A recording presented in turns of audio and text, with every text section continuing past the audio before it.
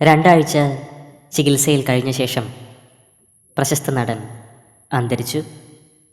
Hollywood cinema ലോകത്തിന് വലിയ ഒരു നഷ്ടമാണ് സംഭവിച്ചിരിക്കുന്നത്. നടൻ മൈക്ക് ഹെസ്ലിനാണ് അന്തരിച്ചത്.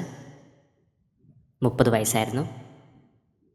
ലയണസ് എന്ന ഷോയിലും ദ ഹോളിഡേ പ്രപ്പോസൽ പ്ലാൻ എന്ന സിനിമയിലും മികച്ച വേഷം അവതരിപ്പിച്ച നടനാണ് മൈക്ക് ഹെസ്ലിൻ. നെഞ്ചുവേദന അനുഭവപ്പെട്ടതിന് പിന്നാലെയാണ് നടനെ ആശുപത്രിയിൽ എത്തിച്ചത്. 2 ആഴ്ചയോളം ചികിത്സയിൽ കഴിഞ്ഞു. എന്നാൽ ജീവൻ രക്ഷിക്കുവാനായില്ല. ജൂലൈ 2-ാം തീയതിയാണ് അന്ത്യം സംഭവിച്ചത്.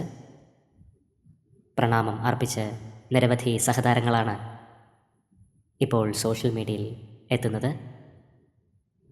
ആരാധകർക്ക് ഈ വാർത്ത വിശ്വസിക്കുവാൻ കഴിഞ്ഞിട്ടില്ല. ആത്മാവിന് നിത്യശാന്തി ലഭിക്കട്ടെ എന്ന് നമുക്ക് പ്രാർത്ഥിക്കാം.